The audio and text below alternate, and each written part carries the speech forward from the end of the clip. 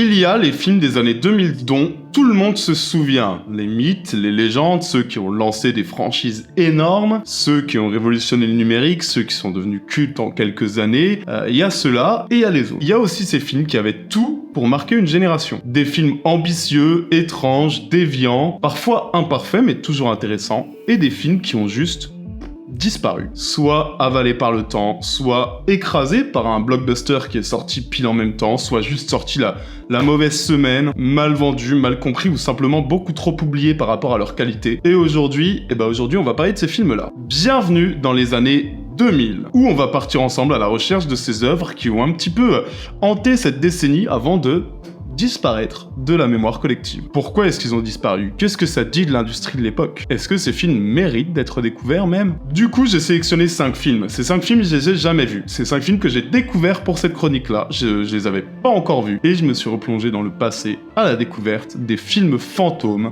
des années 2000.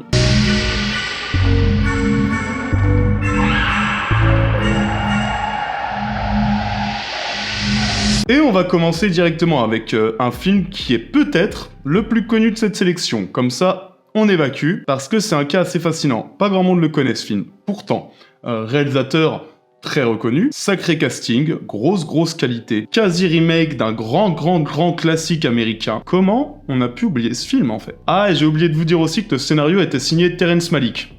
Comme ça, au calme. Alors, il l'a signé sous un pseudonyme, parce que Terrence Malick, on sait que c'est un petit dinosaure qui aime bien rester à l'abri de la foule et qui veut pas avoir trop de lumière sur son nom. Donc il a signé le scénario sous le pseudonyme Lingard Gervais. Mais bref, tout est réuni, pourtant ce film, pas grand monde en parle. Moi, j'étais hyper impatient de découvrir L'autre rive. Donc voilà, Jamie Bell, Kristen Stewart, sous la caméra de David Gordon Green, qui est un sacré bonhomme avant de se perdre un peu ces dernières années, sur une histoire de Terrence Malick, avec une musique signée Philip Glass, qui nous pond ensemble un remake de La Nuit du Chasseur. Est-ce que ça, c'est ok pour vous? Non, parce que c'est complètement ça, L'autre rive. Et L'autre rive, du coup, film sorti en 2005, il nous raconte la fuite de 2 jeunes frères à travers le sud des États-Unis. Ils sont poursuivis par leur oncle, une figure quasi mythologique. Clairement, c'est Robert Mitchum dans La Nuit du Chasseur. Bref, ils sont poursuivis par leur oncle qui a assassiné leur père pour hériter de l'héritage. Et c'est là où je trouve que ce quasi-remake, il est très malin. Je veux dire, l'héritage, il est assumé, on le comprend direct. Le parallèle est évident, un conte sombre, quasi biblique, avec un méchant qui apparaît et disparaît en claquant des doigts, où l'enfance se confronte à une violence adulte complètement incompréhensible. Voilà. Impossible de ne pas penser à une nuit de chasseur en fait, mais là où le film de Charles Laughton flirte avec l'expressionnisme, David Green y choisit quand même une approche beaucoup plus naturaliste, mettant en avant les immenses paysages américains qui sont filmés comme des espaces parfois franchement hostiles, parfois étonnamment bienveillants envers les gamins, et où on peut faire des rencontres ultra surprenantes, sans jamais qu'on oublie l'angoisse de cet oncle tueur qui peut surgir de nulle part.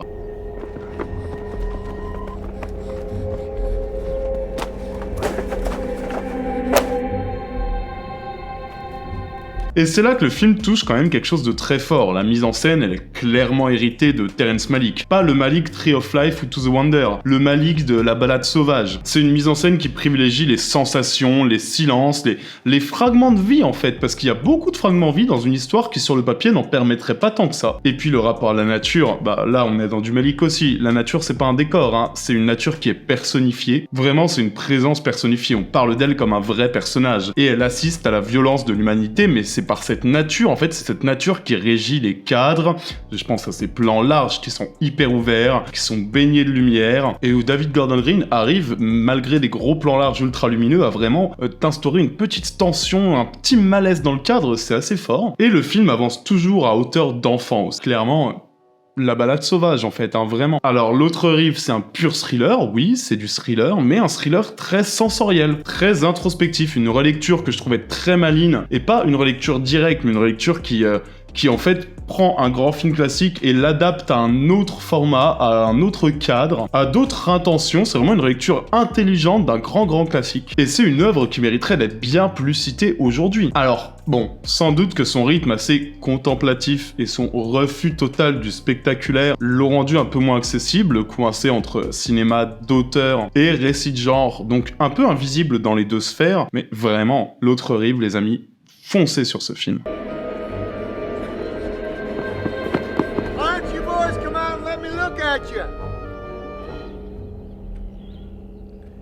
On va en France pour le deuxième film. Un deuxième film réalisé par un mec que j'aime beaucoup, Cédric Kahn, dont j'avais adoré, là récemment j'en avais parlé, Le Procès Goldman, qui nous lâche, Cédric Kahn, en 2004, un film au concept...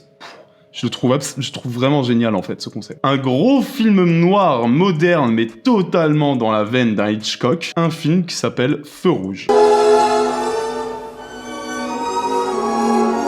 L'histoire, elle est simple, elle part de presque rien, hein. Un couple de Parisiens qui part en vacances retrouver leurs gamins dans le sud, donc ils partent de Paris, en pleine grande vacances d'été, la femme est en retard, le mec a un problème avec l'alcool et il a bu avant de partir, il devient exaspéré par la chaleur et par les embouteillages, il se tend, il s'énerve, il conduit de plus en plus dangereusement, le couple s'engueule, la femme part à pied, seule dans la nuit, pendant que le mari continue sa route, et sa route devient de plus en plus hallucinante. Et à partir de là, vraiment, le film va aller dans le malsain, hein. Assumé. C'est un film bien malaisant, qui va distiller un trouble à partir d'une situation réelle. Bon, je dis pas que mon père picolait et que ma mère quittait la bagnole à chaque fois qu'on partait en vacances, mais l'embouteillage, la chaleur, les engueulades dans la bagnole, on l'a tous vécu en fait. Partir de ça pour balancer une situation très trouble et presque irréelle, c'est assez fort, ça me plaît en tout cas. Donc road movie en surface, mais profondément film noir, hein, dans les faits. Feu Rouge, c'est quand même un gros morceau du cinéma français, hein.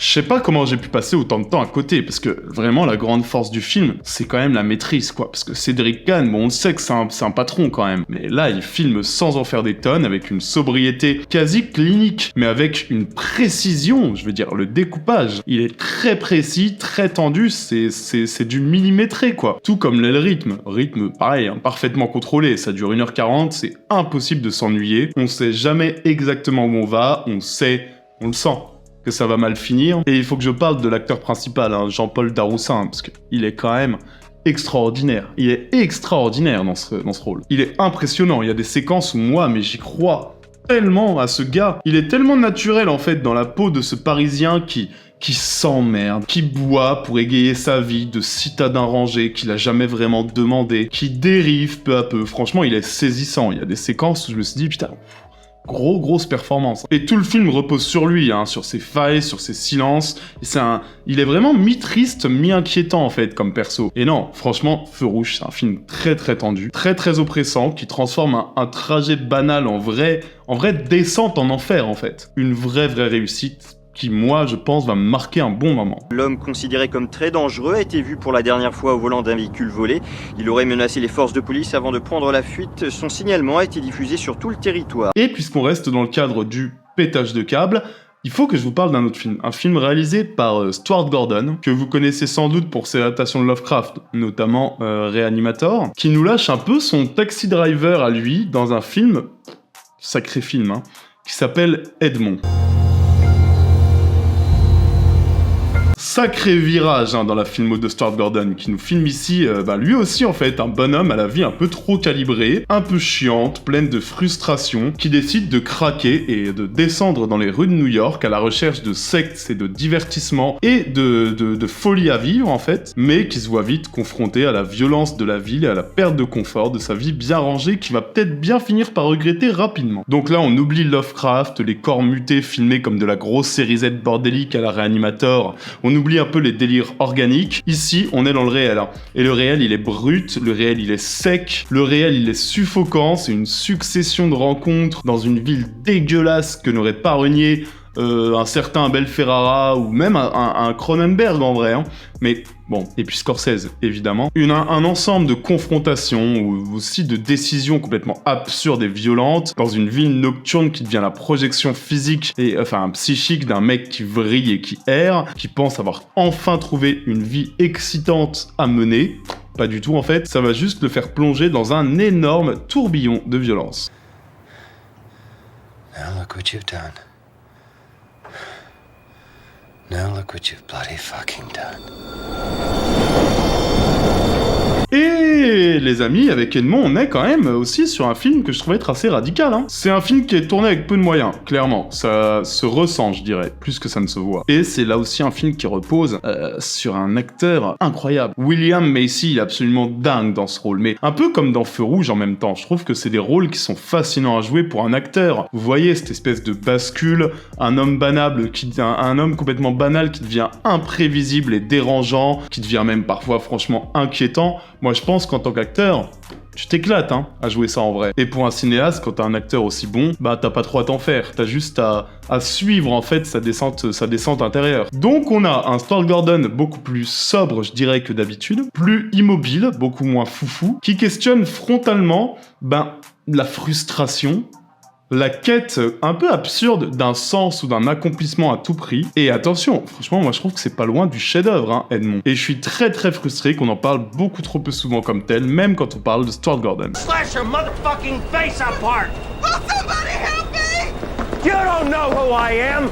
Is everybody in this town insane? Alors, quatrième film. Gros morceau. Moi, j'ai quelques lacunes. J'ai quelques lacunes, notamment en cinéma africain, que j'essaye de combler, j'en parle un peu autour de moi, et on m'a beaucoup conseillé le cinéma de Nasser Kémir, cinéaste tunisien. Je suis allé voir un peu sa filmo, j'ai trouvé un film qui a un titre absolument magnifique, donc j'ai foncé dessus. Je savais pas trop dans quoi je me lançais, et monstrueuse claque. Ce film, il s'appelle Babaziz, le prince qui contemplait son âme. L'histoire, elle commence vraiment comme un conte. Enfin, de toute façon, c'est ça l'ambition. C'est un conte, c'est un mythe. J'ai eu l'impression de plonger dans une histoire des 1001 nuits en 2 minutes. On y suit un vieil homme aveugle, guidé par sa petite fille à travers le désert, et le duo est en route vers une mystérieuse réunion spirituelle qui se tient loin du monde, dans un endroit isolé et inconnu. Évidemment, rapidement, le récit devient une succession de rencontres, de contes, de visages, d'où les 1001 nuits en fait, notamment avec ces histoires qui s'emboîtent les unes dans les autres, et vous le voyez en quelques plans. Et évidemment que le film profite des décors absolument magnifiques du désert, des cadres offerts par ces deux personnages vraiment Oedipe, très concrètement, ces deux personnages perdus dans l'immensité du désert. Évidemment que pour filmer ça, pour filmer ce conte hyper envoûtant, qui est aussi adapté à tous les âges, d'ailleurs je le précise, faudrait que je le précise plus souvent dans le cadre des films de cette vidéo, on a droit à une mise en scène qui est fascinante quoi.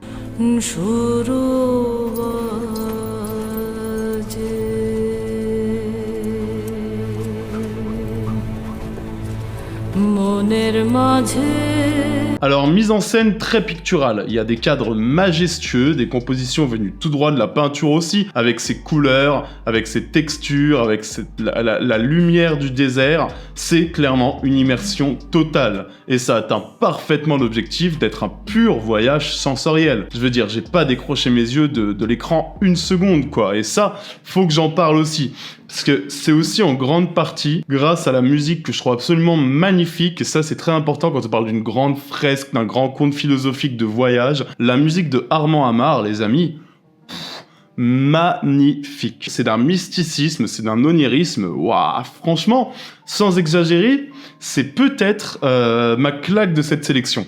Je m'attendais vraiment pas à me prendre un tel uppercut dans la tronche. En même temps, voilà, vous savez que moi j'aime tellement ce genre du conte philosophique, du voyage, un peu même de l'Odyssée quoi. Quand on accepte de se faire un petit peu désorienter par cette narration, qu'on lâche un peu prise pour se perdre dans le récit, c'est un sacré voyage quoi. Franchement, je vais continuer la filmo de ce gars et je vous encourage à foncer sur ce film, même si comme moi vous n'aviez pas vu avant de ce réal, la porte d'entrée elle est nickel hein. Et c'est un grand moment de cinéma.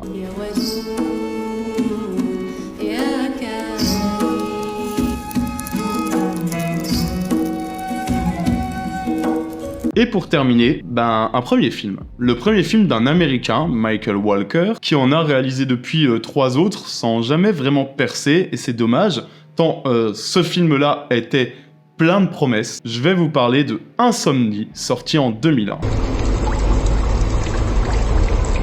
C'est vraiment un petit film que j'avais pas vu venir et qui m'a régalé. Alors le pitch m'intriguait, mais je m'attendais pas forcément à quelque chose d'aussi maîtrisé en fait. On y suit un professeur incarné par Jeff Daniels qui ne dort pas. Il ne dort pas, il est inquiet, sa femme n'est pas rentrée. Rien de spectaculaire sur le papier, hein, rien d'immédiatement dramatique, sauf que les heures passent, puis les jours passent, et sa femme ne rentre pas. Et on est sur un petit huis clos étouffant, sur un film à concept aussi. Là, on est vraiment sur un film à concept, qui aurait très pu vite tourner film de petit malin, mais non, parce qu'en fait, c'est un film qui a l'intelligence d'avoir conscience de ses forces et de rester très très sobre. Et malgré un passage remarqué dans quelques festivals, Gérard May, principalement, par chez nous, le film est totalement oublié. 400 notes sur Sens Critique, et c'est franchement incompréhensible tant il maîtrise son sujet à la perfection sans jamais péter clos son cul, quoi. C'est un film qui sait ce qu'il a à offrir et il le fait très très bien.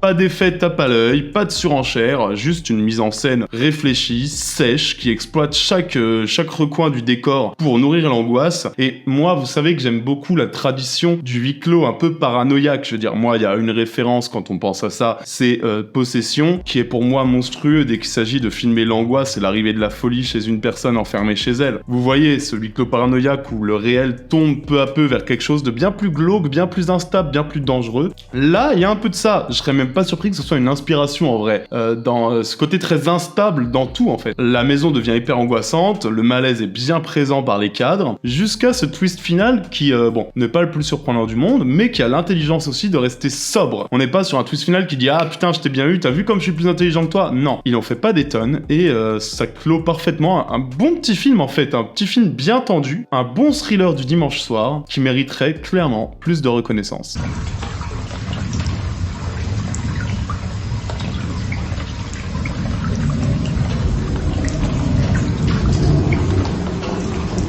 Voilà les amis, voilà pour les films fantômes des années 2000. Si vous en avez vu certains, je suis très curieux d'avoir vos retours, ou même si certains vous ont intrigué, n'hésitez pas. Vous savez qu'on a un petit Tipeee qui permet de faire vivre la chaîne et chaque petit don aide énormément. Vraiment, c'est pas négligeable. C'est la meilleure forme de soutien et c'est ce qui me permet d'être aussi régulier. Je suis aussi sur Instagram, très actif, de plus en plus d'ailleurs, le lien est en description. Évidemment, on s'abonne, on met la cloche pour être sûr de ne rien rater. Les amis, prenez soin de vous et n'oubliez pas que vous êtes les meilleurs. Ciao à tous, bisous.